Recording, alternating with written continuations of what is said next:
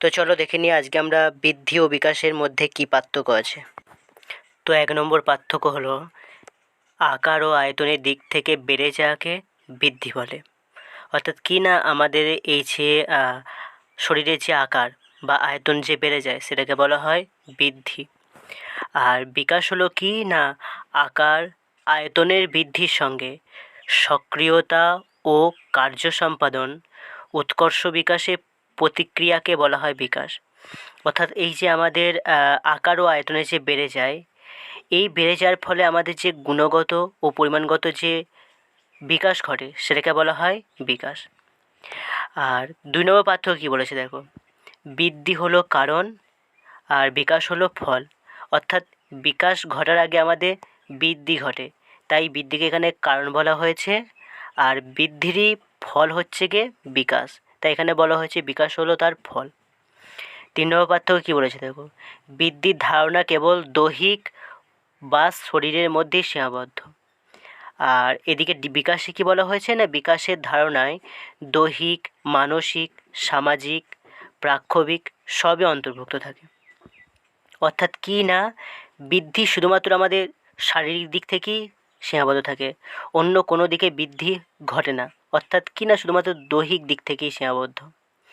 আর বিকাশটা আমাদের শুধুমাত্র দৈহিক দিকেই সীমাবদ্ধ থাকে না, দৈহিক দিকের পাশাপাশি আমাদের মানসিক দিক থেকে, সামাজিক দিক থেকে, অর্থাৎ সমাজে যে আমাদের বিভিন্ন ধরনের গুণাবলী বিকাশ হয়, যেমন সহযোগিতা, সহমর্মিতা, আর প্রাক্ষবিক অর্থাৎ কি না আমাদের রাগ, ঘৃণা, ভালোবাসা এইসব যে বিকাশ হয়।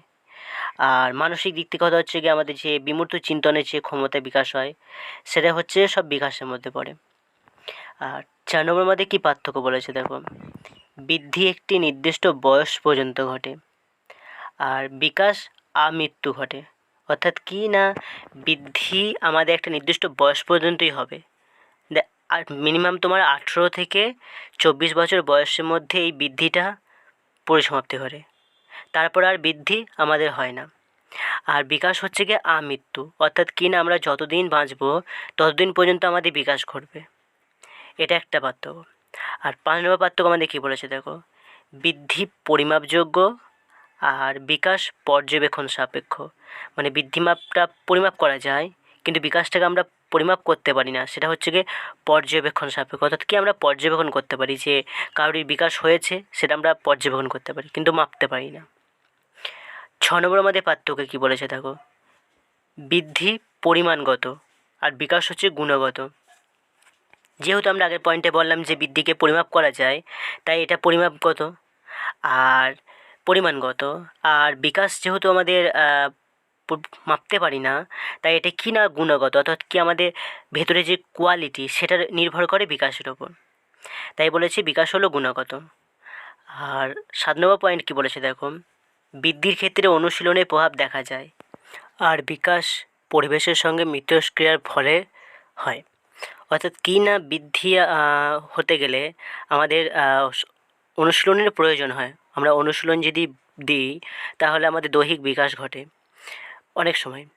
আর বিকাশ হচ্ছে কি না আমরা যত পরিবেশের সঙ্গে মিথস্ক্রিয়া করব, অর্থাৎ কি না আমরা যত পরিবেশের সঙ্গে মিশবো ততই আমাদের বিকাশ ঘটবে।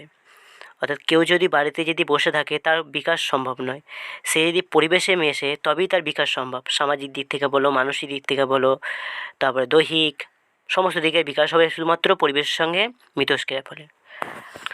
তো আজ এতটুকুই, তোমরা আশা করি সকলে বুঝতে পেরেছো। তো আবার দেখা হবে পরে কোনো প্রশ্নের আলোচনা নিয়ে।